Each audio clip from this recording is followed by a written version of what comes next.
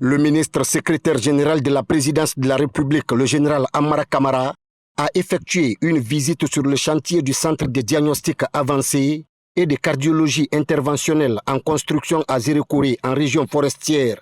Ce projet majeur piloté par la Caisse nationale de sécurité sociale s'inscrit dans la politique de modernisation et de décentralisation des infrastructures de santé du pays, conformément aux directives du président de la République, le général Mamadi Doumbouya. Accompagné de plusieurs ministres, le général Amara Kamara s'est rendu sur le site pour évaluer l'avancement du chantier. Ce futur centre, conçu pour répondre aux besoins sanitaires de la région, offrira une gamme de services médicaux de pointe, incluant la cardiographie, l'imagerie par résonance magnétique IRM, la radiographie, ainsi que la mammographie, ce qui permettra de renforcer la prise en charge des maladies cardiaques et d'autres pathologies complexes dans cette région, jusque-là dépourvues d'infrastructures médicales de ce niveau. Lors de sa visite, le ministre du Travail et de la Fonction publique, Faya François Bourounou, a exprimé sa satisfaction quant à l'évolution des travaux, tout en rappelant l'importance de ce projet dans la vision du gouvernement visant à améliorer l'accès aux soins de santé pour toutes les populations, quel que soit leur lieu de résidence.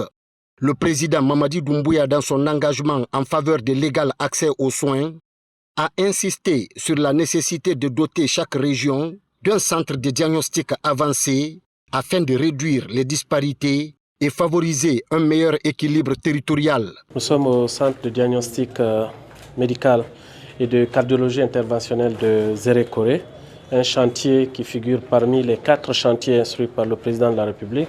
Comme vous le savez, la transition repose sur 3 axes. Le premier axe est le social. Et c'est pour l'atteinte des objectifs de cet axe que le président a instruit de construire ces centres pour améliorer les conditions de vie des populations. L'avantage de ce centre, c'est que les interventions qui seront opérées vont permettre de faciliter le travail des médecins. Et cela va contribuer énormément à améliorer les conditions de santé de la population de la région forestière. Le délai d'exécution de ce chantier est de 8 mois.